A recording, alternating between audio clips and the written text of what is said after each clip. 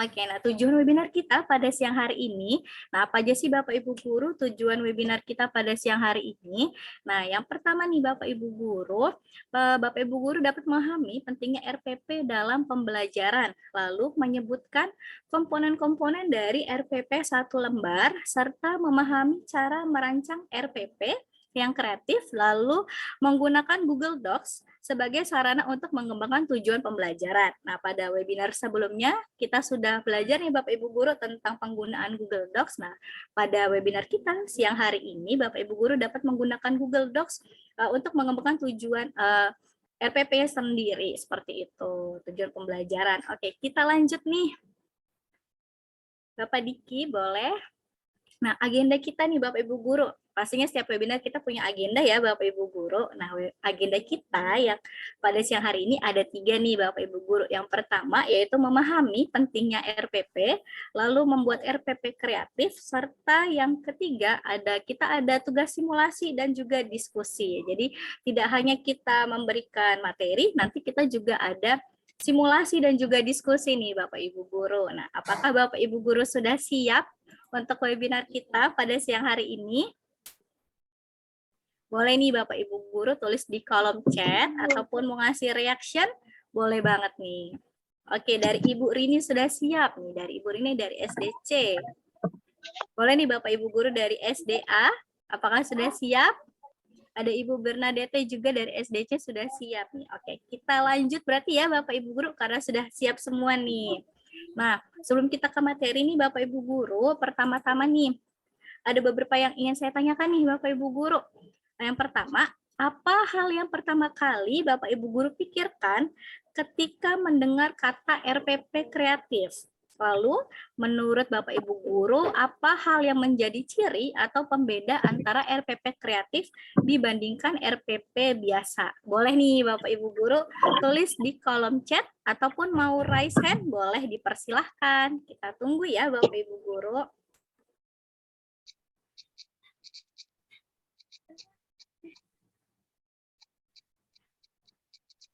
Oke, mungkin Bapak Ibu Guru masih menulis nih di kolom chat.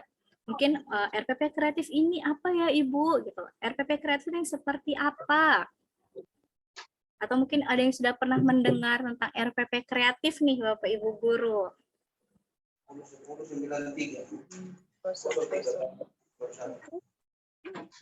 Oke, adakah yang ingin menjawab? Oke, dari Ibu Nel C. Karena baru mau belajar, jadi belum tahu RPP kreatif. Oke, jadi Ibu Nelsia masih belum paham nih tentang RPP kreatif. Nggak apa-apa Ibu, nanti kita sama-sama belajar nih di webinar kita pada siang hari ini ya Ibu. Mungkin dari Bapak Ibu Guru yang lain, adakah yang punya pendapatnya tentang RPP kreatif itu sendiri seperti apa?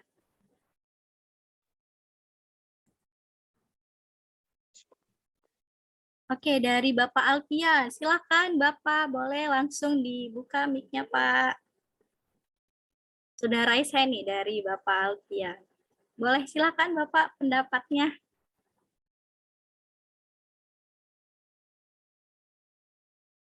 Oke, mohon maaf Bapak, mikrofonnya belum dihidupkan nih Pak. Boleh di. Oke, selamat siang. Selamat siang. Ya. Siang selamat bergabung ya Bu, teman-teman peserta ITF kelas C. Jadi bisa diulangi Bu pertanyaannya tadi? Saya mohon maaf kurang jelas pertanyaannya tadi Bu. Baik, kita ulang nih Bapak. Oke, yang pertama nih Bapak, apa hal yang pertama kali Bapak pikirkan ketika mendengar kata RPP kreatif? Lalu hal apa yang menjadi ciri atau pembeda antara RPP kreatif dibandingkan dengan RPP biasa nih Bapak? Boleh jawab nih pendapatnya. Jadi hal yang pertama yang membedakan antara RPP yang biasa dibuat dengan RPP kreatif tentu muatan atau isi dari RPP. Kalau saya lebih condong memiliki pendapat bahwa RPP kreatif adalah sebuah rancangan RPP yang mengkombinasikan berbagai metode pembelajaran dan itu pun dilakukan tentu berdasarkan sumber atau referensi dari berbagai referensi yang ada. Apakah itu melalui internet, melalui masukan dari rekan guru, termasuk kepala sekolah yang merupakan pimpinan dari guru yang mana bekerja di unit itu. Jadi secara kesimpulannya bahwa RPP kreatif adalah RPP yang mengkombinasikan berbagai metode media pembelajaran yang memungkinkan mendukung proses pembelajaran dalam membangkitkan pembelajaran dari siswa itu sekreatif mungkin. Jadi itu mungkin saya sebagai pandangan mengenai perbedaan RPP biasa yang dilakukan selama ini dengan RPP kreatif. Meskipun disadari bahwa RPP kreatif itu saya sendiri belum hasil. Baik. Wah, keren sekali nih pendapatnya dari Pak Alfian. Jadi menurut Pak Alfian, Bapak Ibu guru sekalian, kalau menurut Pak Alfian, RPP kreatif ini bergabungan antara metode-metode pembelajaran nih yang bisa digunakan dalam pembelajaran di sekolah. Ada gabungan juga dari informasi dari mungkin dari kepala sekolah juga ya, tadi Pak Alfian sempat menyinggung nih, dari Bapak kepala sekolah atau mungkin dari teman-teman yang sekitar, nah dicampur, ditambah seperti itu ya Pak ya. Wah keren sekali nih Pak Alfian. Nah mungkin adakah Bapak Ibu guru yang setuju? Boleh nih Bapak Ibu guru kasih tombol love, boleh juga atau jempolnya, boleh reactionnya ya Bapak Ibu guru. Keren sekali nih jawabannya Pak Alfian. Nah kita lihat dulu nih Bapak Ibu guru di kolom chat. Di kolom chat ada dari Ibu Grace Sulianti. Nah, kalau menurut Ibu Grace Sulianti, RPP yang kreatif adalah RPP yang diciptakan sendiri dengan berbagai kreasi. Nah, jadi kalau menurut Ibu Grace, RPP kreatif ini RPP yang dibuat sendiri dengan adanya berbagai tambahan dari kreasi ya Ibu Grace. Terus kita lihat juga ada dari Ibu Bernadette Yeti, sepertinya ya. RPP kreatif adalah rancangan RPP yang kerangkanya lebih dipersingkat. Wah, banyak sekali nih jawaban-jawabannya dari Bapak Ibu guru, dan juga udah ada tombol love dan juga jempolnya nih dari Bapak Ibu guru yang tadi sudah merespon jawaban dari Bapak Alfian. Wah, keren sekali nih Bapak Ibu guru. Baik Bapak Ibu guru, terima kasih untuk sharingnya nih pada pengenalan awal RPP kreatif ini seperti apa ya, dan bandingannya menurut Bapak Ibu guru dengan RPP biasa. Nah, karena ada Ibu Desti sudah kembali bersama kita, mungkin saya akan mengembalikannya lagi dengan Ibu Desti nih. Silakan Ibu Desti. Iya, terima kasih Ibu Asti. Ya, super sekali ya diskusinya antara Bapak Alfian dengan Ibu Asti dan juga rekan-rekan yang lain tentunya lewat kolom chat. Oke, mungkin tadi saya agak terlempar karena biasa terantau laut, mati lampu. Namanya nyedak mati lampu bukan talaut, bukan Indonesia. Oke. Mantap, mantap, mantap Ibu Glory, mantap. Sama-sama Oke, Ibu. Kalau begitu orang lanjut saja Ibu, mengingat daripada lampu mati ulang, orang lanjut ke orang pembahasan. Ini minta izin ke Bapak Diki, apa saya boleh share screen Bapak Diki? Oke, terima kasih Pak Diki. Iya, Bapak Ibu tadi sudah sempat nih membahas mengenai RPP kreatif. Bapak Alfian dan juga guru-guru lain tentunya sharing tentang Bapak Alfian dengan guru-guru lain punya pendapat tentang RPP kreatif. Mar, sebelum itu tentunya kalau untuk memperdalam lagi mengenai RPP kreatif, terang kembali ke definisi RPP mungkin. Ini mau sedikit mengulang yang Bapak Ibu guru pahami tentang RPP. Mari kita lihat sama-sama di sini ada definisi dari Kunandar yang mengatakan kalau RPP adalah rencana yang menggambarkan prosedur dan pengorganisasian pembelajaran untuk mencapai suatu kompetensi dasar yang ditetapkan dalam standar isi dan dijabarkan dalam silabus. Ya, istilah RPP biasanya orang kenal sebelum di kurikulum 2013, kalau tidak salah di KTSP juga orang mengenal istilah RPP ini. Tetapi sekarang mungkin Bapak Ibu guru sedang gencar-gencarnya nih, sedang melakukan belajar biasanya sedang belajar tentang kurikulum Merdeka. Nah, di kurikulum Merdeka orang mengenal istilah modul. Mengenai RPP dan modul ini sebenarnya memiliki tujuan yang sama. Mungkin DP istilah beda, tetapi DP tujuan sama, yaitu sama-sama membuat rencana pembelajaran agar pelaksanaan di kelas itu teratur. Nah, dan kali ini tentunya Torang akan fokus ke RPP kreatif yang sesuai Torang judul pembelajaran, kan Bapak Ibu. Nah, mungkin Bapak Ibu ini sering mendengar atau sering menemukan anggapan di luar sana yang menganggap RPP itu hanya formalitas. Dan ya tentu saja kalau mau bikin RPP itu menghabiskan banyak waktu. Nah, biasanya akibat anggapan tersebut, banyak guru atau terkadang guru tidak selalu membuat RPP sebelum memulai pembelajaran. Padahal kalau orang ingat atau orang pikir RPP itu punya banyak manfaat yang boleh orang rasakan. Nah, di sini apa saja manfaatnya Bapak Ibu? Mungkin ini Bapak Ibu rasakan secara langsung atau yang tidak sadar ternyata iya Kang, RPP bermanfaat ini saja. Di sini kita izin mengulang kembali nih Bapak Ibu. Nah, yang pertama manfaat yang orang dapat dari RPP yaitu pembelajaran lebih efektif dan lebih berkualitas nih Bapak Ibu. Jadi dapat rasa sekali kalau misalnya ada RPP dengan tidak ada RPP, bagaimana DP kualitas dan DP efektivitas. Nah, kemudian Bapak Ibu, RPP ini memudahkan. Jadi maaf Bapak Ibu, ada sedikit kita bersuara. Oke, jadi ini menghindari ketergantungan pada buku teks. Jadi ini memudahkan ya kalau ada RPP, Bapak Ibu tidak terlalu memfokus di buku teks karena lewat RPP Bapak Ibu sudah tahu mau baking apa habis ini, setelah ini apa yang perlu kita baking. Ya biasanya seperti itu.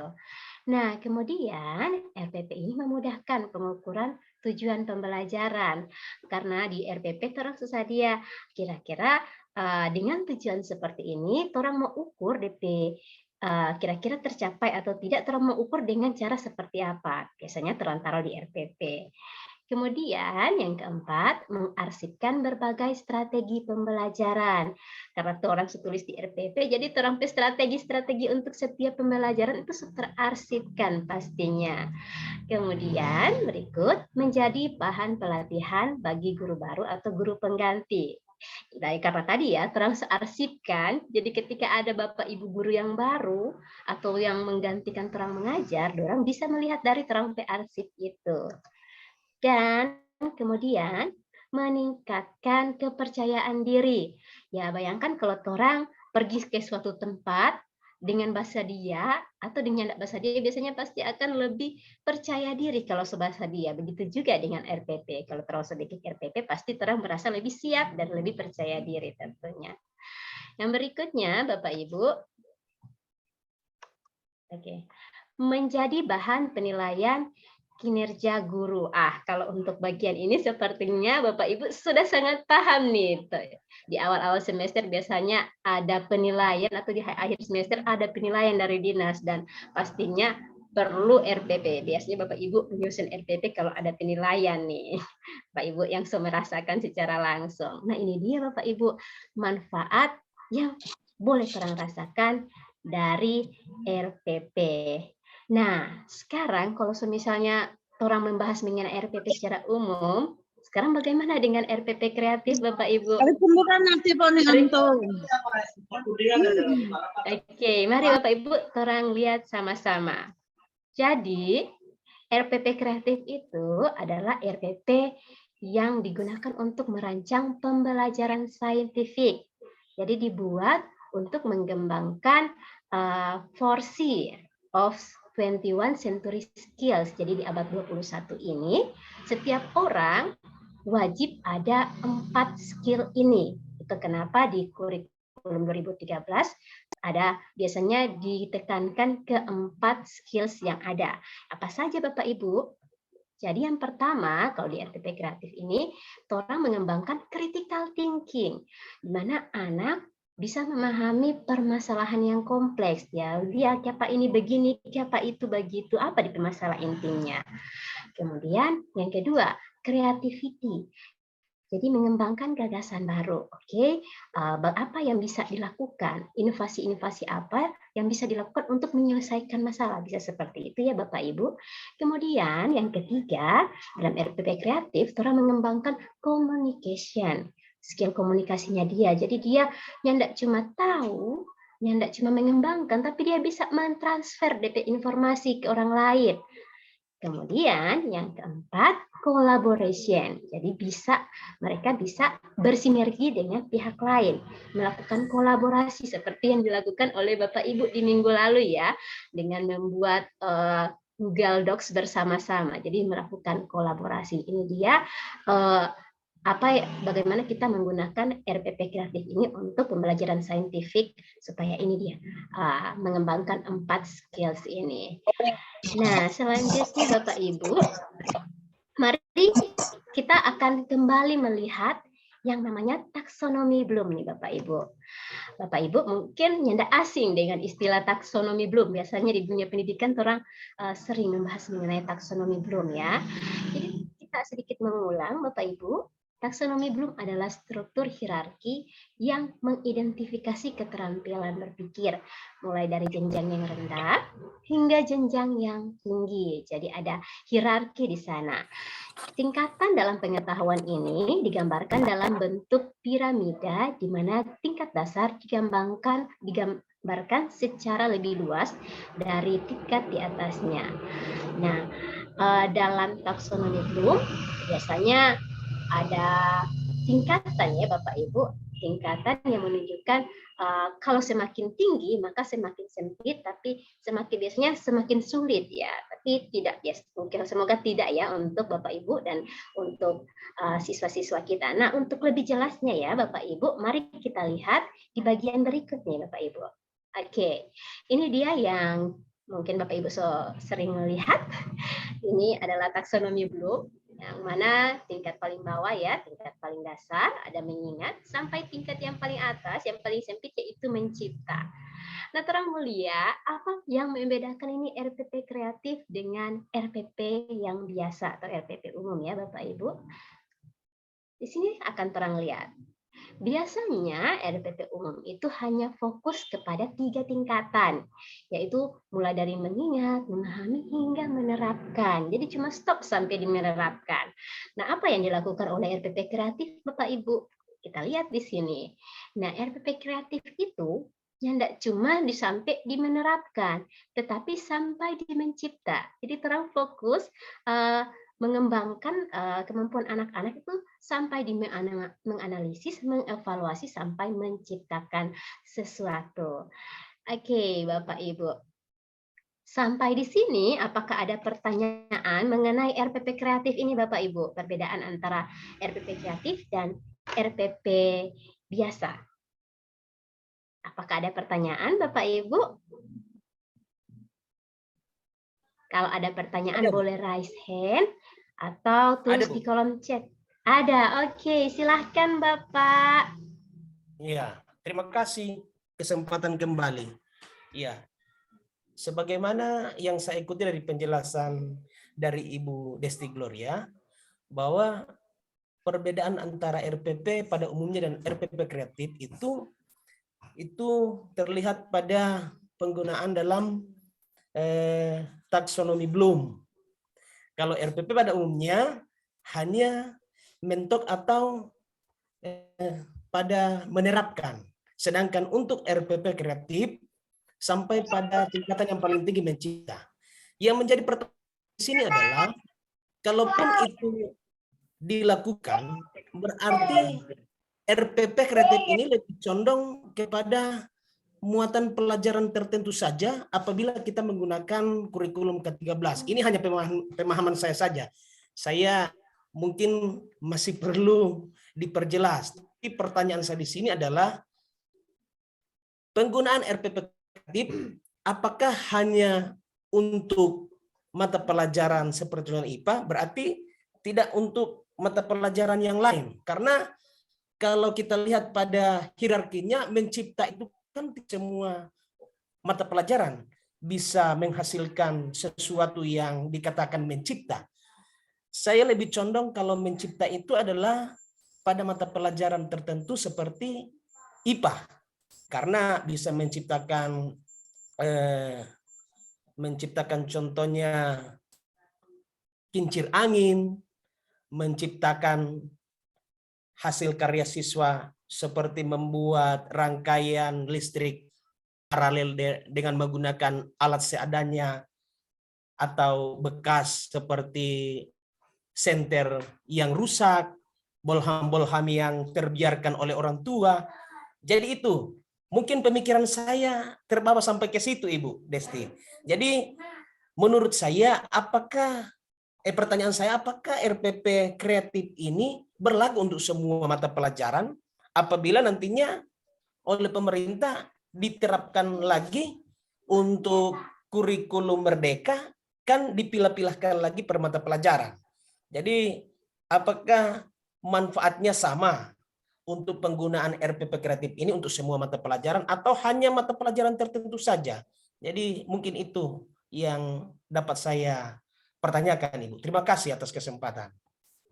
Iya, terima kasih Bapak Alfian, super sekali ya pertanyaannya.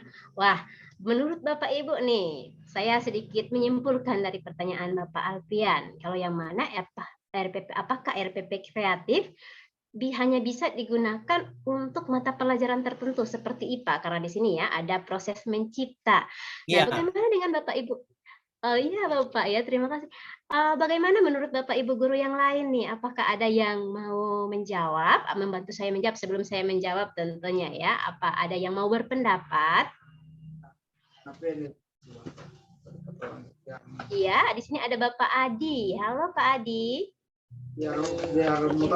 Halo Ibu. Oh iya. Bapak Adi ingin memberikan pendapat terkait pertanyaan Bapak Alfian. Ya Bu, baru masuk jadi belum. Oh iya. Oh iya, terima kasih Bapak Adi. Maaf, saya pikir Bapak Adi mau memberikan pendapat. Bagaimana dengan Bapak Ibu guru yang lain? Apakah ada yang ingin berpendapat? Boleh diangkat tangan nih kalau mau. Atau ditulis di kolom chat. Oke, saya berikan waktu ya. Oke. Di sini ada Ibu Diane. Iya, Ibu Diane. Halo. Ya, halo juga.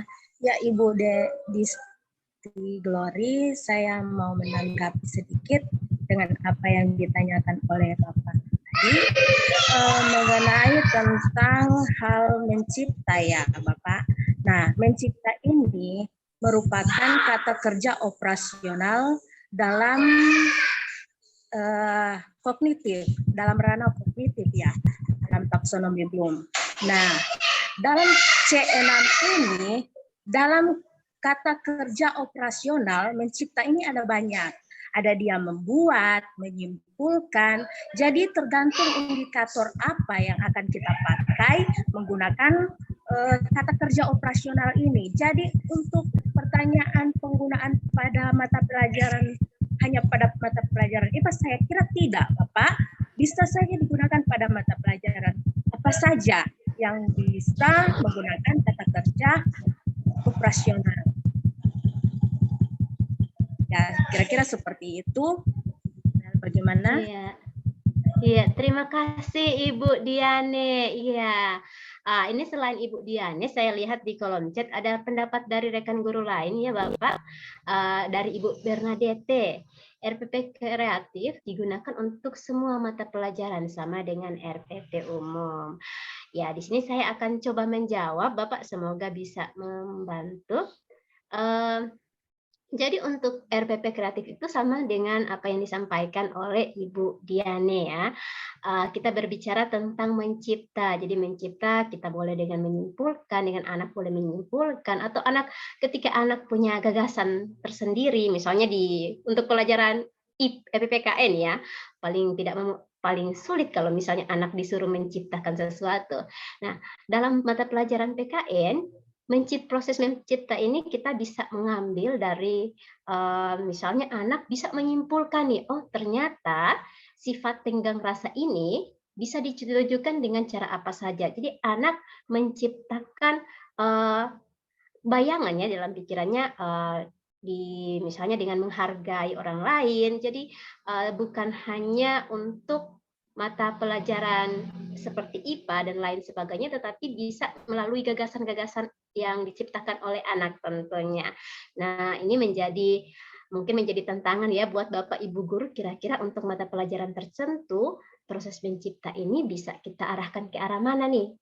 Mungkin kalau PPKN melalui gagasan-gagasan anak, pikiran anak terkait materi tertentu, atau mungkin lewat mata pelajaran bahasa Inggris. Kalau misalnya nanti di kurikulum Merdeka akan ada mata pelajaran bahasa Inggris untuk SD ya, karena seperti yang saya amati kalau di Talaut, kalau tidak salah mata pelajaran bahasa Inggris sepertinya belum diajarkan ya untuk SD. Jadi kita bisa mengarahkan setiap mata pelajaran untuk proses mencipta ini. Jadi tidak selalu berkaitan dengan IPA. Atau mungkin Just Orkes ya, anak bisa mencipta dengan membuat video olahraga dan lain sebagainya. Bisa seperti itu Bapak. Jadi bisa untuk semua mata pelajaran. Bagaimana Bapak? Apakah cukup? Halo Bu. Halo Bu. Halo. Iya. Iya Bapak Alfian, apakah cukup menjawab? Iya, sudah.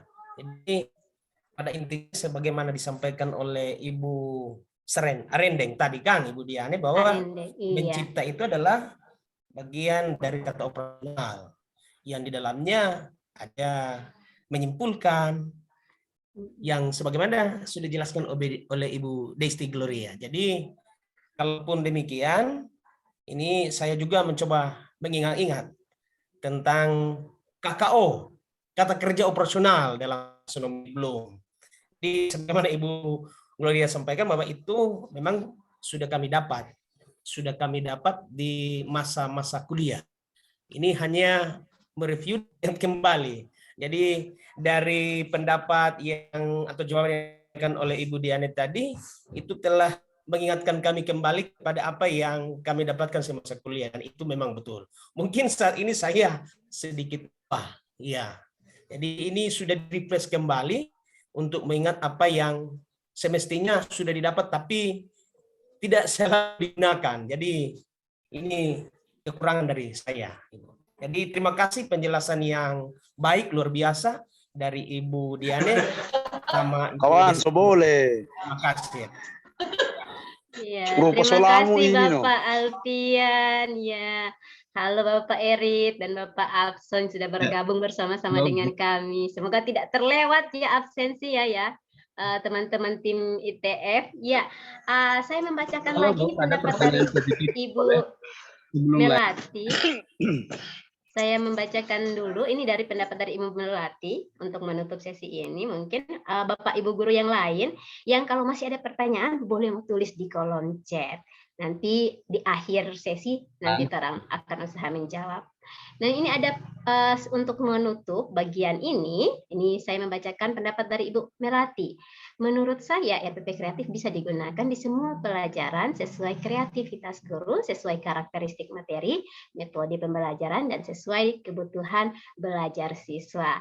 Nah, seperti yang dibilang oleh Bapak Alfian tadi, maka sesi ini, materi hari ini, sepertinya akan banyak memberikan oli untuk Bapak Ibu yang semulai lupa-lupa dengan hal-hal yang sudah dipelajari sebelumnya. Jadi semoga ya membantu Bapak Ibu guru mengingat materi-materi sebelumnya. Oke, kalau begitu, mengingat rampai waktu yang terlalu banyak, Bapak Ibu guru yang lain yang sekali lagi ada pertanyaan, sangat Torang anjurkan untuk menuliskan di kolom chat. Oke. Nah, Bapak Ibu, kalau Torang melihat bagian ini ya, bagian RPP kreatif, sekarang waktunya Torang akan membuat RPP kreatif dengan format RPP 1 lembar. Nah, apa Bapak Ibu, ada yang pernah membuat RPP kreatif dengan format 1 lembar? Bapak Ibu boleh tulis di kolom chat nih.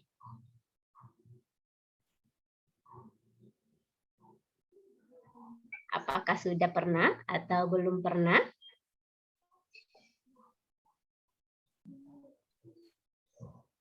Oke.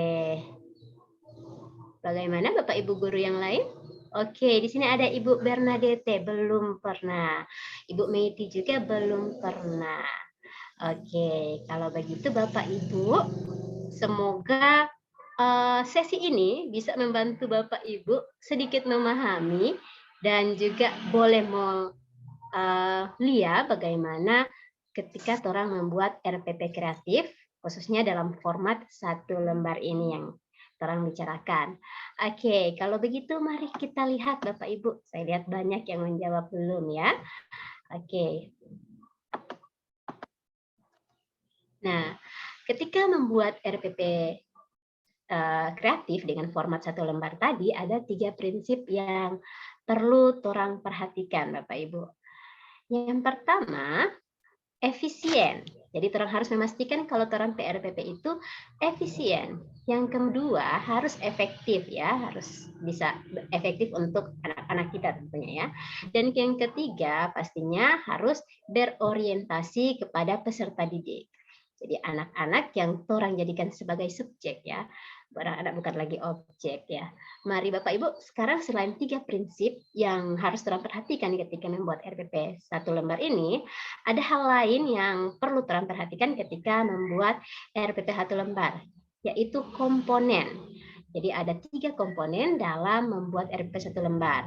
Yang pertama, tujuan pembelajaran. Tentunya orang harus perhatikan apakah tujuan pembelajaran sesuai dengan apa yang ingin orang capai. Kemudian langkah-langkah pembelajaran. Dan yang terakhir, asesmen atau penilaian. Kira-kira penilaian bisa mengukur apakah orang sampai di tujuan atau tidak. Nah, sekarang Bapak Ibu, kenapa 3 komponen ini penting Bapak Ibu? Mari orang lihat di slide ini. Bapak Ibu boleh lihat di sini ada segitiga ya. Ada segitiga di mana di sudut paling kanan bagian bawah, paling kiri maksud saya ya, paling bawah ada tujuan pembelajaran yang mana orang memulai sesuatunya pasti mulai dari tujuan. Yang kemudian pada di ujung berikut ada asesmen atau penilaian. Jadi tujuan dan asesmen ini jadi dasar orang dalam menyusun RPP. Nah, kemudian Bapak Ibu, orang harus perhatikan di bagian atas ada langkah-langkah pembelajaran. Orang melihat kalau langkah-langkah pembelajaran ini sangat penting, kenapa dia di atas? Karena dia akan menentukan apakah asesmen atau tujuan pembelajaran ini, tujuan pembelajaran bisa tercapai melalui asesmen atau tidak. Jadi orang harus memperhatikan 3 komponen ini. Nah, 3 komponen ini akan orang jelaskan setelah sesi ini ya, setelah slide ini Bapak Ibu, secara satu persatu. Mari perang lihat sama-sama. Yang pertama, tujuan pembelajaran. Mari perang lihat Bapak Ibu untuk tujuan pembelajaran. Jadi dalam tujuan pembelajaran, di sini ada syarat-syarat yang perlu orang lakukan. Yang pertama, syarat yang pertama dirumuskan berdasarkan KD dari KI 3 dan KI 4 dengan mengaitkan KI 2 dan KI 1. Yang kedua, boleh menjabarkan satu atau beberapa KD.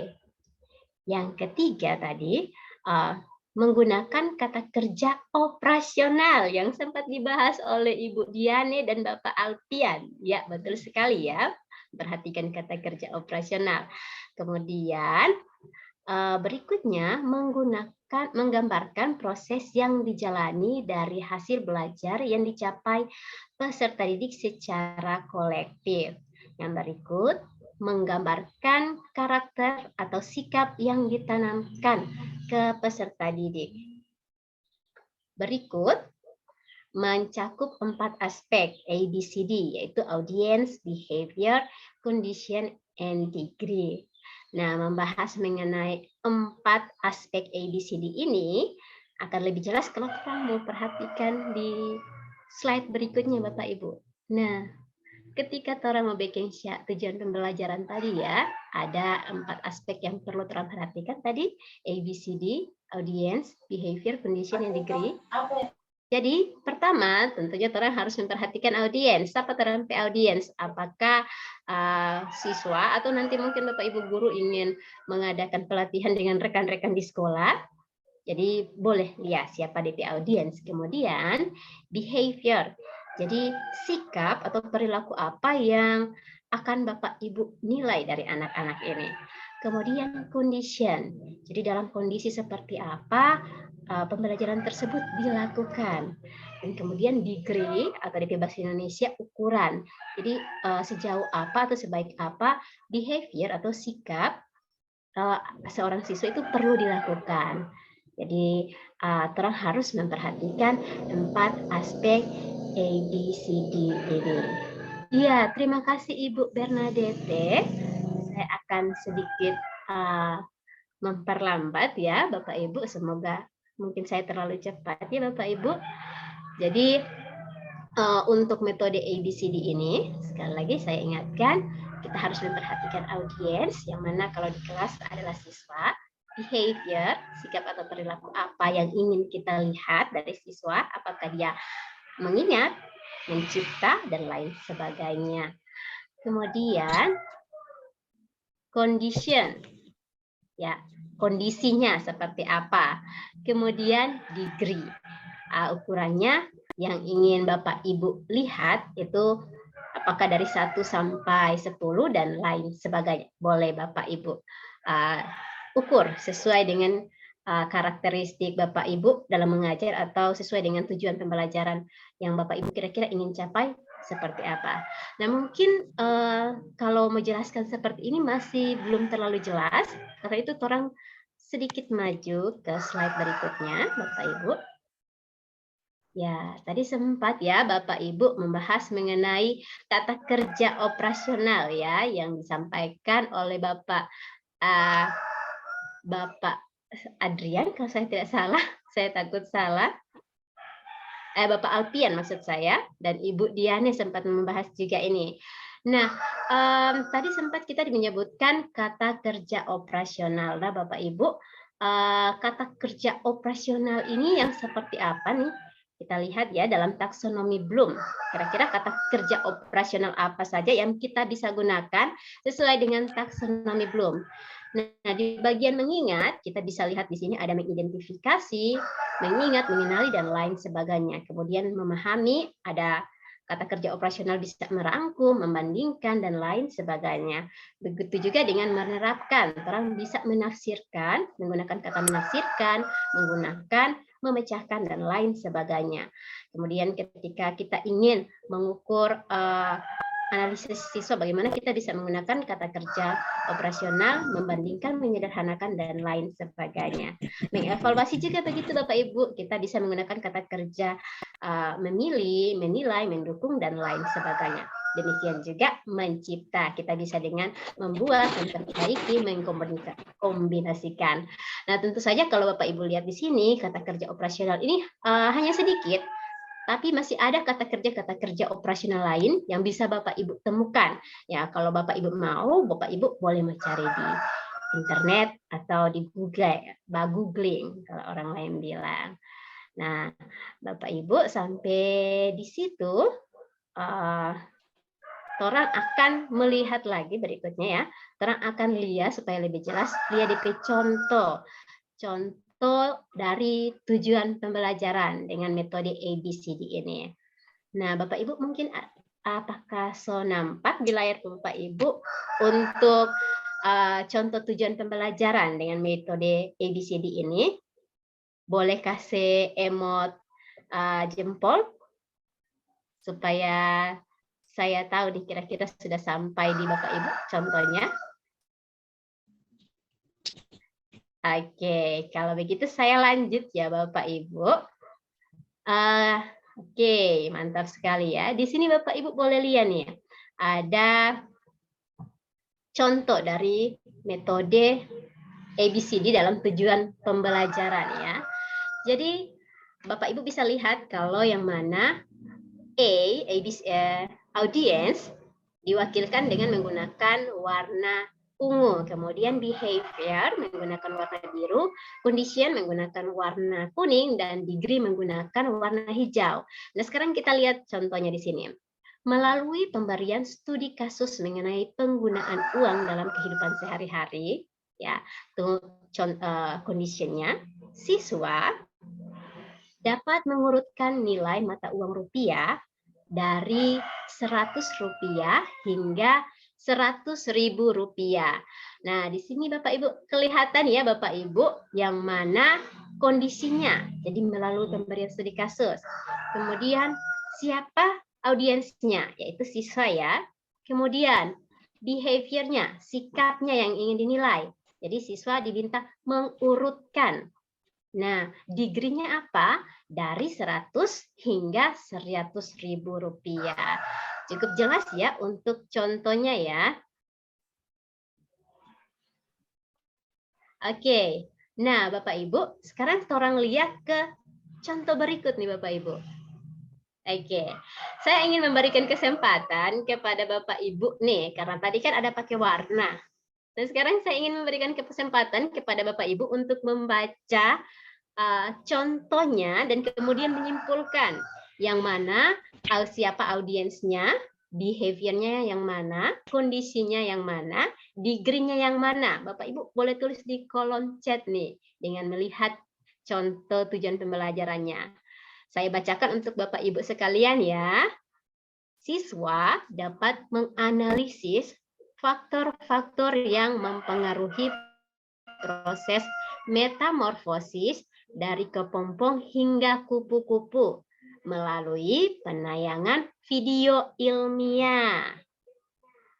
Oke, saya sudah lihat banyak yang menjawab ya. Audiensnya siswa. Oke, bagaimana dengan behaviornya Ibu? B-nya yang mana, Bapak Ibu guru?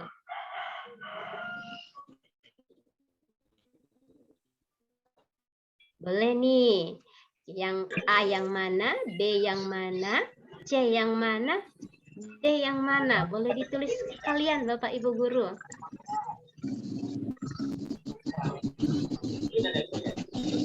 Oke, saya sudah lihat ya banyak sekali ya.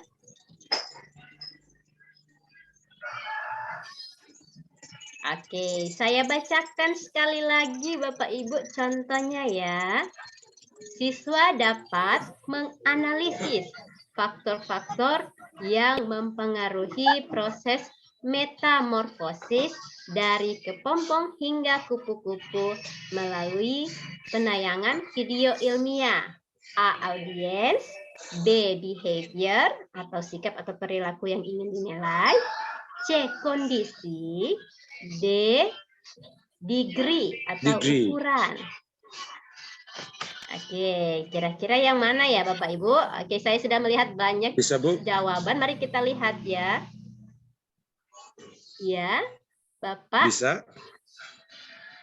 Bisa, Bapak. Bapak ingin menjawab, Bapak Erin? Iya, siap. Siap. Oke, silahkan Bapak Erin. Audiensnya siswa, behaviornya melalui penayangan video, kemudian kondisinya yaitu dari kepompong hingga kupu-kupu. Degree-nya yaitu dapat menganalisis faktor-faktor yang mempengaruhi proses metamorfosis. Oke, saya simpan ya jawabannya dari Sabar, Bu. Kita lihat dulu Udah, ya. boleh Jo, banyak mulu. Ya apa dong? Oke, dari Bapak Alfian, apakah setuju dengan Bapak Erit? Setuju. Yang Bapak Ibu guru lain, saya sudah melihat di kolom chat ya, Bapak Ibu ya. Ada Bapak Ibu guru yang sudah menjawab. A. Siswa, B. Dapat menganalisis, C. Proses metamorfosis. Iya Pak. Ya, saya sependapat dengan Pak Eri. Juga kurang cakap dalam berbahasa Inggris, tapi saya hanya menyampaikan bahwa siswa itu A, yang menganalisis itu D. Iya. Baru selanjutnya sebagaimana disampaikan bahwa untuk C B dan C tadi sama seperti hal oleh Pak Erik. Jadi demikian Ibu, saya setuju dengan Pak Erik. Oke, setuju ya dengan Pak Erit. Oke, kalau begitu saya sedikit mencari di kolom komentar. Ini ada beberapa Bapak Ibu yang sudah menjawab. Ini ada Ibu Dince, saya ambil dari Ibu Dince ya, satu saja Bapak Ibu. A. Siswa, B. Kepompong, C. Proses, D. Penayangan. Aduh, agak berbeda ya Bapak Ibu. Kalau begitu, mari kita lihat jawabannya. Apakah sama seperti yang disampaikan oleh Bapak Ibu? Ya, betul sekali. Sini kita lihat sama-sama. A. Audiensnya siswa. Oke, maaf Bapak Ibu. Nah, behavior-nya atau sikap yang ingin dinilai adalah menganalisis Bapak Ibu ya, menganalisis faktor-faktor. Sedangkan kondisinya adalah melalui penayangan video ilmiah dan D. degree. Ya, kita lihat di situ ya Bapak Ibu di paragraf behavior atau perilaku yang diminta adalah dapat menganalisis. Kemudian kondisinya. Jadi guru men-setting kondisi melalui penayangan video ilmiah. Kemudian degree-nya, ukurannya yaitu dari kepompong hingga kupu-kupu. Nah, apa saya lihat nih ya, ada yang benar ternyata ya, yaitu Ibu Mardeti. Ya, selamat ya Ibu Mardeti. Ternyata Ibu Mardeti benar sekali menjawabnya dari A, B hingga D. Ya, sama-sama Ibu. Oke, Bapak Ibu, saya akan memberikan sedikit waktu untuk Bapak Ibu memperhatikan contoh yang ada. Kemudian kita akan pindah ke contoh yang ketiga. Ya. Cukup Bapak Ibu untuk contoh bagian ini. Mari kita pindah ke contoh berikut ya Bapak Ibu.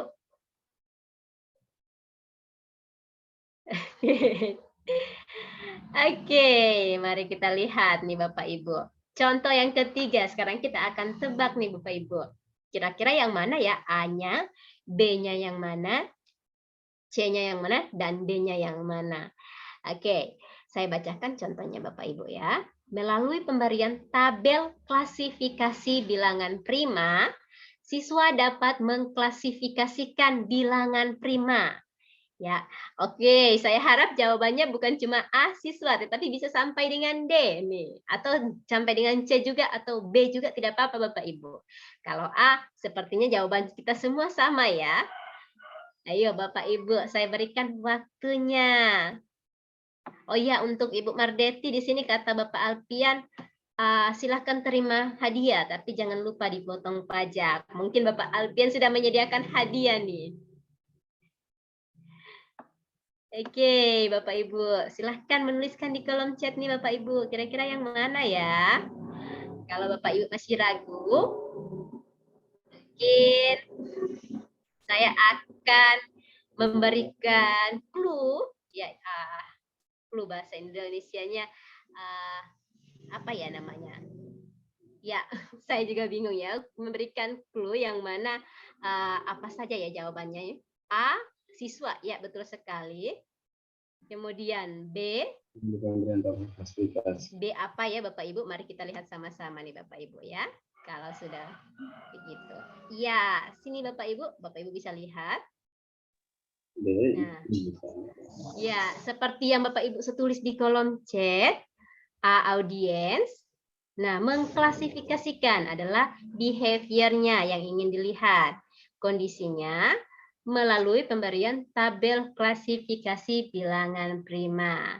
Yang jadi pertanyaan, degree-nya di mana nih Bapak Ibu? Tidak ada. Bagaimana Bapak? Degree-nya dapat.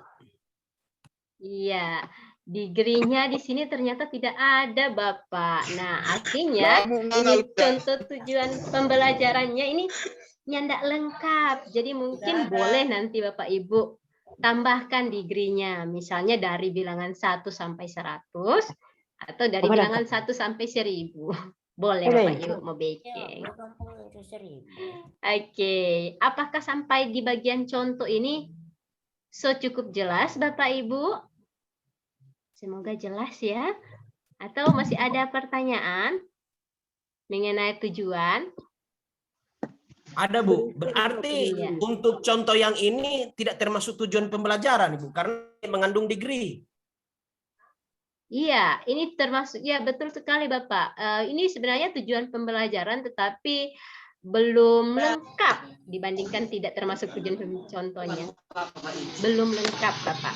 Menantikan Bapak Ibu guru melengkapi contoh ini.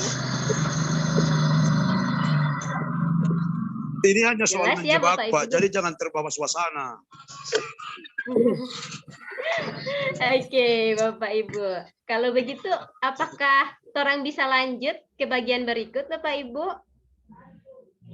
Lanjut ya, saya sudah mendengar suara Ibu Asna mengatakan lanjut. Oke, dari kolom chat juga sudah banyak yang minta lanjut. Mari terang lanjut ke slide berikut. Kalau tadi terang bahas mengenai tujuan pembelajaran, terang lihat yang kedua, komponen yang kedua yaitu langkah-langkah pembelajaran. Oke, ini ada 3 bagian langkah-langkah pembelajaran yang biasa terang pakai di RPP kreatif pastinya, yaitu yang pertama pendahuluan, kegiatan inti sampai dengan kegiatan penutup. Sepertinya ini sangat mudah dipahami ya oleh Bapak Ibu sekalian yang setiap hari menghadapi RPP ya. Nah, Bapak Ibu biasanya kalau misalnya dalam RP kreatif sesuai yang pertama tadi orang sedikit ada menjelaskan yang mana RP kreatif ini orang pakai untuk pembelajaran saintifik di dalam kelas. Nah, seperti yang tadi sempat dikatakan ada diawali dengan kegiatan pembukaan, kemudian kegiatan inti sampai akhirnya ke kegiatan penutup. Nah, di dalam kegiatan inti Bapak Ibu dalam pembelajaran saintifik Bapak Ibu paling sudah ingat mungkin sekarang ada 5M yang biasa orang bilang yang perlu dipenuhi atau perlu dilakukan. Yang pertama, mengamati, menanya, menalar, mencoba, dan mengkomunikasikan. Jadi di awal Bapak Ibu bisa membuka kegiatan dengan apresiasi, kemudian ya di tengah-tengah Bapak Ibu bisa meminta siswa untuk mengamati, menanya, menalar, mencoba atau mengkomunikasikan. Jadi tidak selalu 5 ini diterapkan, Bapak Ibu bisa memilih tentunya di antara 5 ini yang mana yang mau dilakukan pada satu kali pembelajaran. Ya, sesuai dengan waktu tentunya Bapak Ibu sekalian dengan sesuai materi yang Bapak Ibu akan jelaskan. Kira-kira memungkinkan tidak menggunakan 5M ini semuanya atau beberapa. Nah, kemudian Bapak Ibu akhirnya kita menutupnya dengan kegiatan penutup seperti Bapak Ibu biasanya menyimpulkan ya materi hari itu atau pembelajaran hari tersebut. Nah, Bapak Ibu sekarang di antara materi-materi ini ya, di antara kegiatan-kegiatan ini maksud saya tentunya dalam pembelajaran ada hal-hal yang terjadi yang mana Bapak Ibu pasti punya tugas-tugas lain atau aktivitas lain yang nyandak terlalu mungkin agak sedikit terjadi di tengah-tengah pembelajaran. Misalnya Bapak Ibu berharap bisa mengajar, bisa cukup mengajar saja, tetapi ternyata ada kegiatan-kegiatan lain atau aktivitas-aktivitas lain yang mungkin dirasa perlu Bapak Ibu guru lakukan. Lalu kira-kira Bapak Ibu akan memulai dari mana ya ketika mengajar ya? Apakah Bapak Ibu harus menerapkan pembelajaran seperti ini, sedangkan kalau dalam kelas ada kegiatan-kegiatan yang biasanya terjadi di luar torang P kemampuan atau di luar torang P kontrol. Misalnya ada siswa yang sakit atau ada siswa yang terlambat atau ada siswa yang terlalu ribut. Pastinya ada hal-hal yang terjadi, bukan hanya sekedar mengajar yang terjadi dalam kelas. Nah, Bapak Ibu berkaitan dengan hal tersebut, orang akan mengenalkan Eisenhower Matrix. Mungkin Bapak Ibu ada yang mendengar mengenai Eisenhower Matrix. Oke. Kalau belum, di sini saya akan sedikit membagi. Maaf ini agak. Oke. Eisenhower Matrix ini dipopulerkan oleh Stephen Covey. Jadi Stephen Covey ini membagi kegiatan ya atau tugas dalam beberapa kuadran, yaitu kuadran yang satu adalah aktivitas yang mendesak dan penting, kuadran 2 aktivitas yang tidak mendesak tetapi itu penting for Bapak Ibu guru lakukan.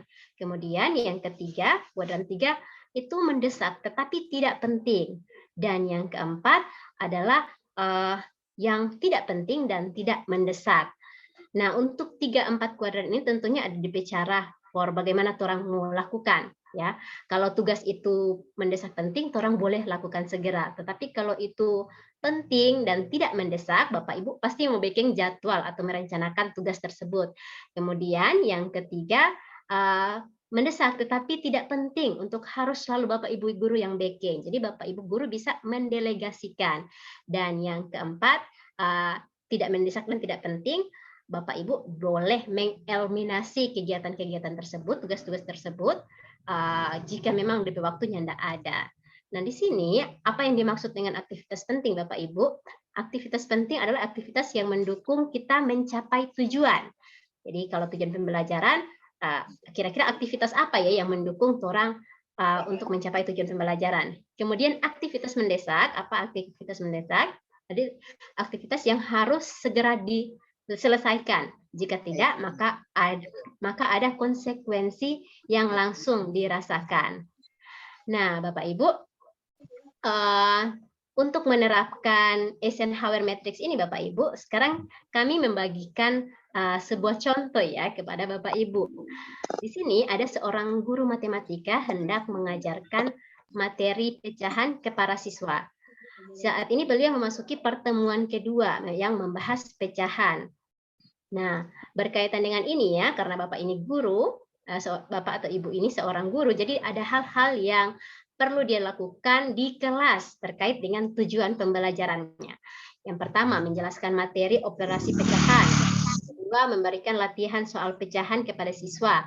Yang ketiga, mereview hasil latihan soal dan PR siswa. Yang keempat, memberikan permainan atau ice breaking. Nah, sedangkan aktivitas selain aktivitas di dalam kelas tadi, ada hal administratif ya yang perlu Bapak atau Ibu guru ini lakukan, yaitu memeriksa kehadiran siswa, mengumpulkan buku PR siswa, memeriksa kondisi siswa, kemudian meminta siswa untuk duduk di tempat duduk. Tentunya dari contoh ini ada yang penting dan mendesak yang perlu dilakukan, dan ada yang penting tetapi tidak mendesak yang perlu dilakukan. Nah, bagaimana orang membaginya Bapak Ibu? Sekarang orang lihat di sini Bapak Ibu contohnya ya. Jadi di Eisenhower Matrix ini sudah dibagi nih dari aktivitas atau tugas guru yang tadi ke dalam beberapa kuadran. Jadi yang di bagian kuadran yang pertama, yaitu bagian mendesak dan penting. Pertama, meminta siswa untuk duduk di tempat duduknya masing-masing. Karena kalau bagaimana mau mengajar kalau misalnya siswanya tidak duduk di tempat duduk masing-masing. Kemudian mereview latihan soal siswa bersama-sama. Nah, sedangkan yang berikutnya di kuadran 2, ini tidak mendesak tetapi penting, menjelaskan kembali operasi pecahan. Kemudian memberikan latihan soal pecahan tambahan. Nah, tindakan dari guru tadi yaitu mengalokasikan lebih sedikit waktu. Kemudian yang ketiga, di kuadran ketiga, mengumpulkan buku PR siswa, memeriksa kondisi kesehatan siswa. Nah, ini kegiatan yang mendesak tentunya, tetapi ini tidak terlalu penting untuk langsung dikerjakan oleh guru, sehingga bisa didelegasikan dengan minta tolong ketua kelas for making 2 kegiatan ini. Dan yang keempat, ada bagian yang tidak mendesak dan tidak penting, yaitu memeriksa ulang kehadiran siswa. Artinya Bapak Ibu harus mengerjakan 2 hal ulang lagi ya Bapak Ibu. Kemudian yang kedua, memberikan ice breaking. Ya, kalau misalnya waktunya tidak cukup, ya kenapa harus melakukan ice breaking? Jadi, tolong bisa mengeliminasi 2 kegiatan ini. Nah, sampai di sini apakah cukup jelas Bapak Ibu? Apa suara saya terdengar Bapak Ibu? Halo?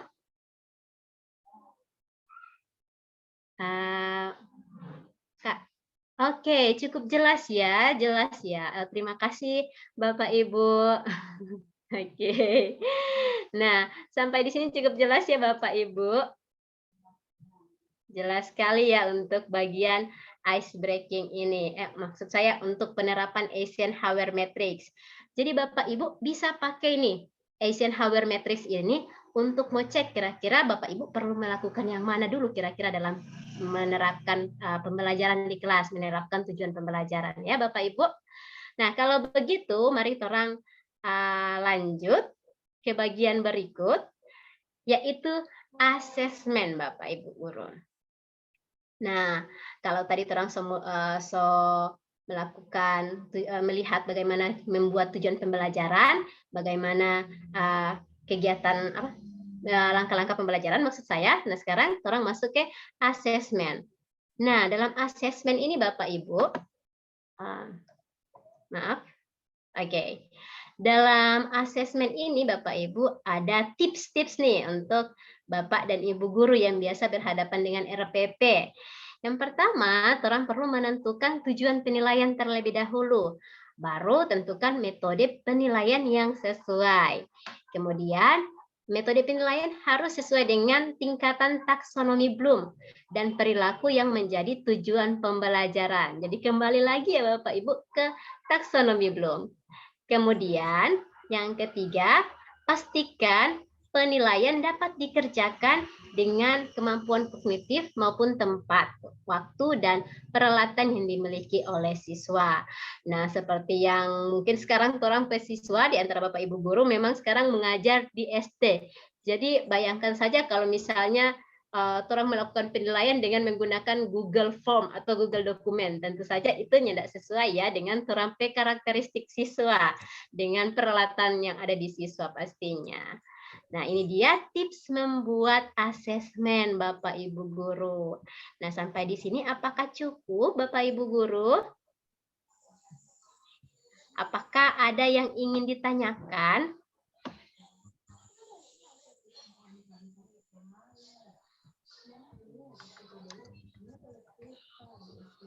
Cukup Bapak Ibu guru? Kalau tidak ada, kita akan berpindah ke agenda berikut Bapak Ibu guru. Agenda kita yang ketiga. Pas, oke. Agenda kita yang ketiga hari ini adalah apa Bapak Ibu? Oke. Ya, betul sekali Bapak. Terima kasih sudah membantu saya membuat RPP kreatif dengan Google Docs. Nah, Bapak Ibu guru sepertinya ini minggu lalu yang bergabung membuat RPP, membuat Google Docs bersama-sama. Sepertinya ini akan menjadi tantangan ya, karena kali ini kita akan melakukan simulasi. Ya, yang dilakukan sendiri tentunya, tidak bersama-sama seperti minggu lalu. Nah, apa tugasnya saja Bapak Ibu guru? Yang pertama, simulasi membuat tujuan pembelajaran sesuai dengan model ABCD melalui format RPP 1 lembar yang disediakan di Google Docs. Yang kedua, nanti format RPP sudah tersedia di link Google Drive yang ada ya. Nanti akan saya bukakan untuk Bapak Ibu guru. Nah, teman-teman dari ITF juga nanti akan menuliskan linknya di kolom chat. Ataupun ada juga yang akan membagikan di grup WhatsApp masing-masing grup, baik di SDA maupun SDC. Nah, yang ketiga, Bapak Ibu dipersilakan nih untuk menduplikasikan Google Docs tersebut. Lalu mengganti namanya menjadi tugas pembelajaran mandiri 4, baru Bapak Ibu punya nama. Nah, kemudian yang keempat, Bapak Ibu diwajibkan membagi dokumen ke email ITF, yaitu itf@gmail.com. Dan yang kelima, ini waktu pembuatan tujuan pembelajaran ini di format RPP adalah 15 menit. Jadi Bapak Ibu ada waktu nih selama 15 menit. Nah, rekan-rekan dari tim ITF sudah membagi, nanti Bapak Ibu bisa buka. Nah, sebelum Bapak Ibu membuka, saya akan sedikit memperlihatkan nih Bapak Ibu. Jadi nanti dari link yang sudah dibagikan, Bapak Ibu akan melihat seperti ini. Tetapi ini seperti tadi ya, ini tidak bisa diedit Bapak Ibu. Jadi Bapak Ibu perlu mengcopy terlebih dahulu, membuat salinan terlebih dahulu. Caranya adalah dengan mengklik file, kemudian buat salinan. sebelumnya saya tanya apakah layar saya terlihat di tempat Bapak Ibu mengenai rancangan contoh ini, rancangan pelaksanaan pembelajaran? Ya, Apakah terlihat, terlihat? Bu. Oke, terima kasih ya Bapak. Jadi nanti Bapak Ibu guru bisa memulai dengan membuka link terlebih dahulu, kemudian mengklik file, ada di atas sebelah kiri, kemudian buat salinan. Nah, tadi dimintanya tugas pembelajaran mandiri 4. Tuh, saya lihat dulu ya Bapak Ibu, saya takut salah. Oke. Jadi Bapak Ibu menuliskan tugas pembelajaran mandiri 4 dari nama Bapak Ibu. Ya, contohnya saya menuliskan Deisti Gloria. Jadi Bapak Ibu bisa menuliskan nama Bapak Ibu. Kemudian bisa mengklik salinan, buat salinan.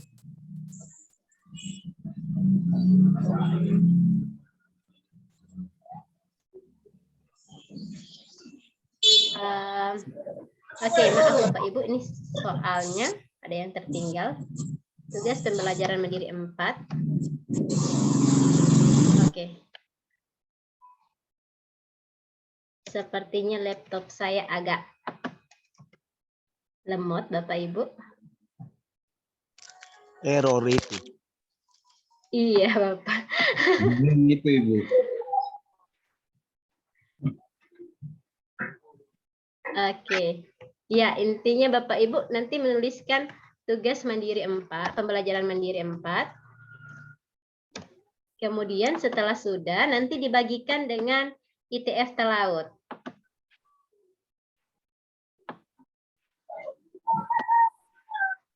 Oke. Sebentar Bapak Ibu.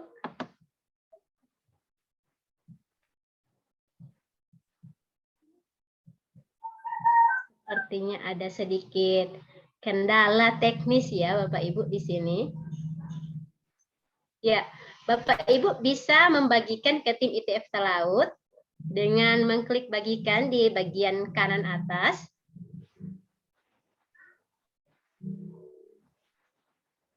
Oke, kemudian nanti menuliskan email ITF Telaut.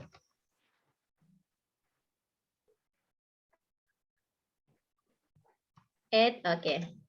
ITF Telaut @gmail.com seperti ini Bapak Ibu. Kemudian bisa dikirim.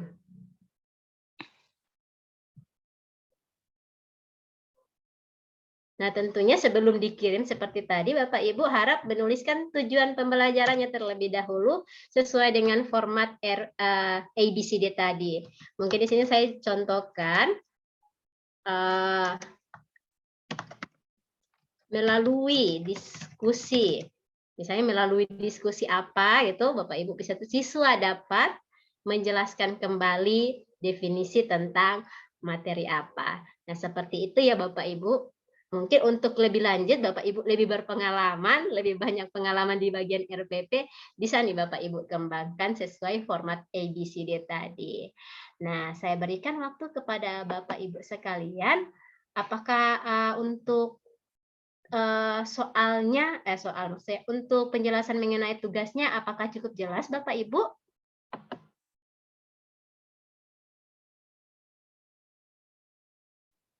Apakah cukup jelas Bapak Ibu? Semua oke, cukup jelas ya. Jadi dibuat salinan terlebih dahulu ya Bapak Ibu. Kalau begitu saya berikan waktu kepada Bapak Ibu kurang lebih 15 menit untuk mengerjakan tugas simulasi yang sudah kami bagikan. Silahkan Bapak Ibu.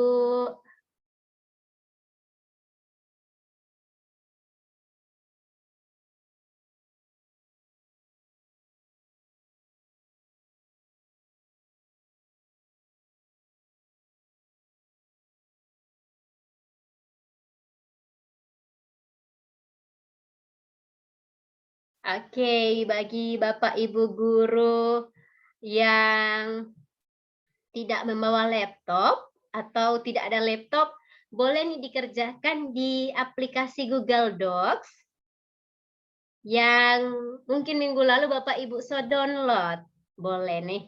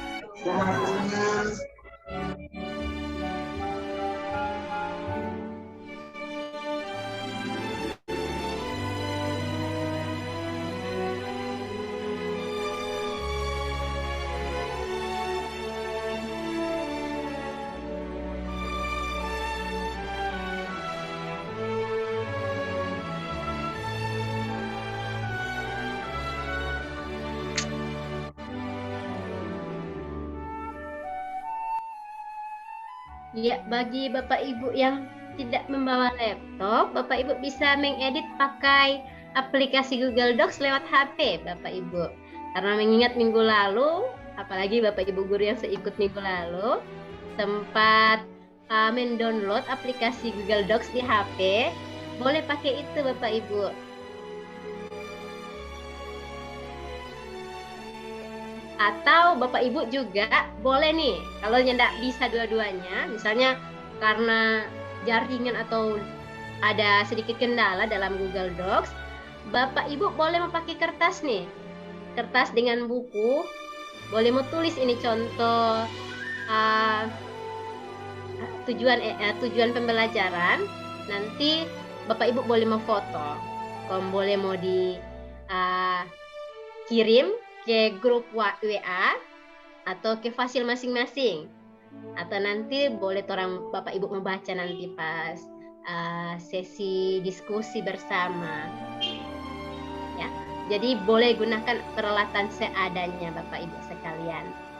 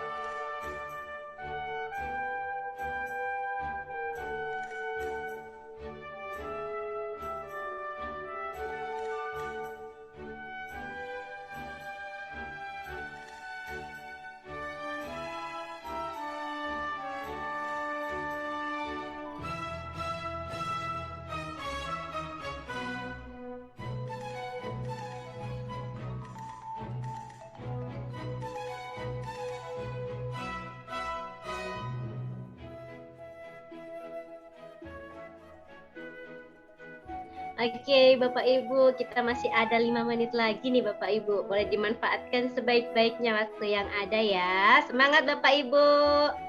Makin sore makin semangat.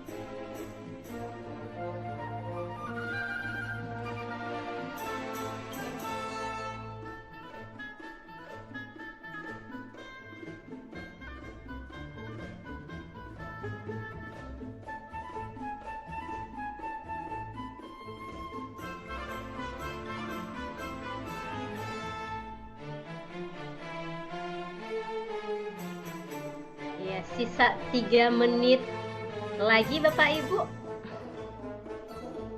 Bagi Bapak Ibu yang tadi ya, saya ingatkan kembali Bapak Ibu yang tadi bilang nyanda bawa laptop atau mungkin HP belum download atau mungkin jaringan, boleh Bapak Ibu menulis di kertas, nanti difoto, kirim ke hasil masing-masing atau di grup masing-masing, boleh sekali.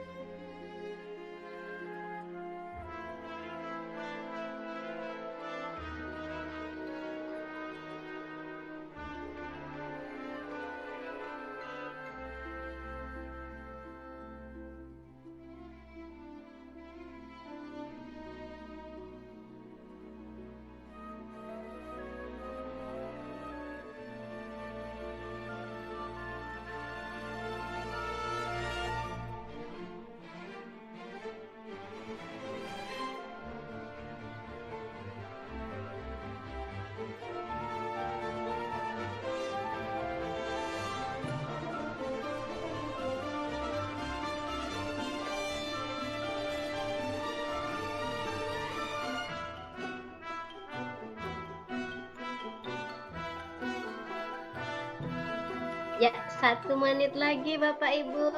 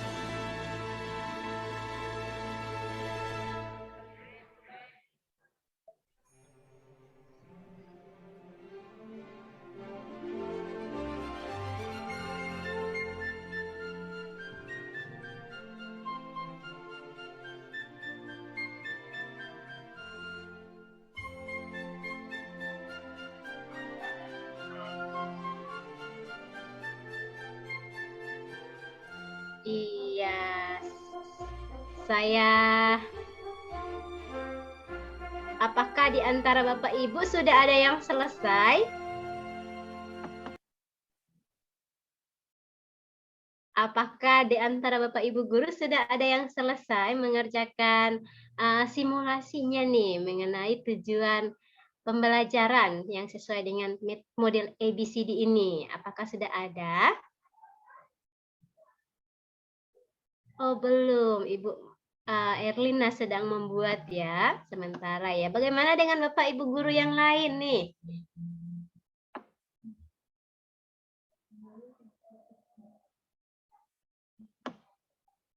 Apakah sudah ada yang selesai?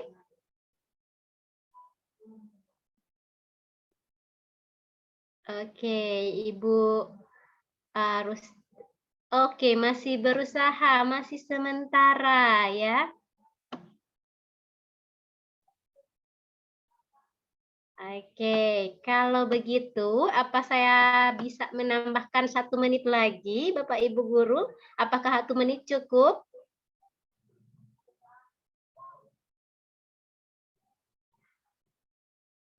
Oke, sambil menunggu Bapak Ibu guru yang lain yang masih belum, masih sementara mengerjakan, tidak apa-apa, tujuan pembelajarannya 1 atau 2 saja, atau 3 saja itu sudah cukup, Bapak Ibu guru. Ingat, kita hanya mengerjakan tujuan pembelajaran. Saya mungkin akan memanggil nih Ibu Grace. Ibu Grace Sulianti Peloan, karena Ibu Grace sudah. Halo Ibu. Halo. Halo Ibu. Ibu sudah selesai ya dengan tujuan pembelajaran yang sesuai dengan ABCD ini, Ibu? Ya, sudah. Boleh nih, boleh berbagi dengan kami, Kak, Ibu. Kira-kira tujuan pembelajaran yang seperti apa yang sudah Ibu buat? Ya, terima kasih atas kesempatan. Bisa didengar, Bu? Bisa, Ibu. Boleh, Oke. Ibu terdengar suara. Rencana pelaksanaan pembelajaran atau RPP yang saya sudah buat, mulai dari tujuan pembelajaran. Jadi saya mengambil tema 2 untuk kelas 4 semester 1. Tema 2 selalu berhemat energi. Kemudian dengan subtema 1 sumber energi dengan alokasi waktu 3 kali 35 menit. Kemudian dengan tujuan pembelajaran, mohon maaf, tujuan pembelajaran yang bisa saya buat di sini hanya 1 saja, yaitu tujuan pembelajarannya melalui percobaan siswa dapat membuktikan panas matahari sebagai sumber energi yang penting untuk kelangsungan makhluk hidup. Kemudian langkah-langkah pembelajaran selanjutnya melalui kegiatan pendahuluan, nyanyi berdoa buka, kemudian bertanya jawab tentang kesiapan siswa dan seterusnya. Kemudian masuk pada kegiatan inti. Untuk kegiatan inti yang pertama, siswa menghitung 1 sampai 3. Kemudian siswa dibentuk dalam kelompok berdasarkan angka yang sudah mereka sebutkan. Kemudian yang kedua, siswa melakukan percobaan di luar kelas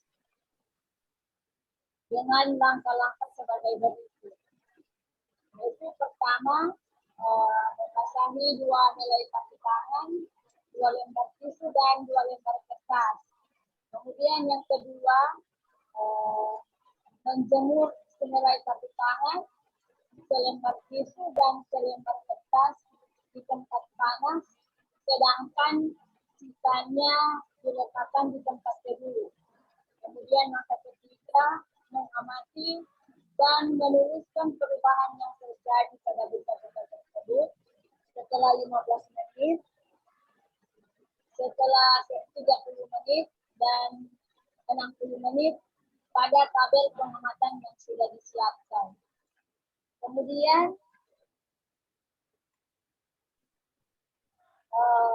sambil menunggu saat pengamatan, siswa dapat membaca kisah alis biji energi yang ada di halaman 5 dan mengerjakan tugas selanjutnya. Kemudian langkah selanjutnya, setelah waktu sudah menunjukkan 15 menit, dilanjutkan dengan pengamatan dan seterusnya 30 menit dan 60 menit sambil menuliskan hasil pengamatan pada tabel yang sudah disiapkan. Kemudian siswa membuat laporan hasil percobaan. Kemudian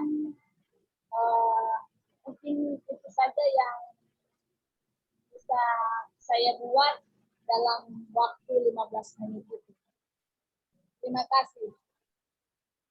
Terima kasih. Wah, ini satu RPP malah yang dibuat oleh Ibu Grace. Super sekali ya. Terima kasih banyak Ibu. Bayangkan dengan waktu 15 menit, satu RPP Ibu ada bikin. Tapi mantap sekali Ibu ya. Untuk DP pembahasan sepertinya ini lebih condong ke seperti yang tadi ya Bapak Alfian bilang, ada DP sains ya Ibu Grace. Iya. Iya, mantap sekali Ibu Grace. Nah, Bapak Ibu guru yang lain yang mungkin sudah atau belum, ingat boleh cukup sampai di tujuan pembelajaran saja. Berhubung DP tugas hanya sampai di tujuan pembelajaran. Tidak perlu repot-repot sampai ini. Tapi super terima kasih sekali kalau misalnya boleh sampai dengan selesai. Nah, Bapak Ibu guru jangan lupa juga untuk membagikan dengan tim ITF Talaut ya. Jangan lupa untuk membagikan dengan email itftalaut@gmail.com. Nah, di sini ada dari Ibu Diane Arendeng juga yang memberikan contoh tujuan pembelajaran. Nah, ini ada Bapak Alpian juga yang angkat tangan. Mungkin kita kasih kesempatan dulu ke Ibu Diana. Habis Ibu Diane maksud saya ya. Habis Ibu Diane, Bapak Alpian. Bagaimana? Boleh mungkin ya. Ibu Diane terlebih dahulu membacakan tujuan pembelajaran yang sudah dikerjakan. Bagaimana Bapak Alpian? Setuju. Oh, oke. Sebentar ya Bapak Alpian. Siap. Kalau begitu Ibu Diane dulu. Ya, Silahkan Ibu. terima kasih atas kesempatan ya tujuan pembelajaran yang saya buat yaitu dengan membaca teks bacaan Indonesia sebagai negara maritim dan agraris itu digolongkan dengan C, peserta didik A mampu membuat pertanyaan-pertanyaan berdasarkan bacaan, B dengan menggunakan kata tanya apa, mengapa, di mana, kapan, dan bagaimana. Nah, diambil dari mata tema 5, subtema 2, subtema 1, pembelajaran 4 tentang muatan bahasa Indonesia dan IPS. Oke, terima kasih. Iya, sama-sama Ibu. Iya, dari contoh yang Ibu Diani Arendeng berikan ke kita dapat lagi satu pandangan baru nih Bapak Ibu. Yang mana kalau ukuran tidak hanya ukuran atau degree, tidak hanya selalu melulu tentang ukuran-ukuran tertentu, tapi ya di sini ada dengan menggunakan kata tanya apa, mengapa, di mana, dan bagaimana. Jadi DP ukuran yang jelas mencakup kata-kata tanya seperti ini. Mantap sekali ya Ibu Diane, terima kasih. Nah, sekarang waktunya Bapak Alfian yang saya tidak sabar dari tadi sepertinya. Silahkan Bapak Alfian.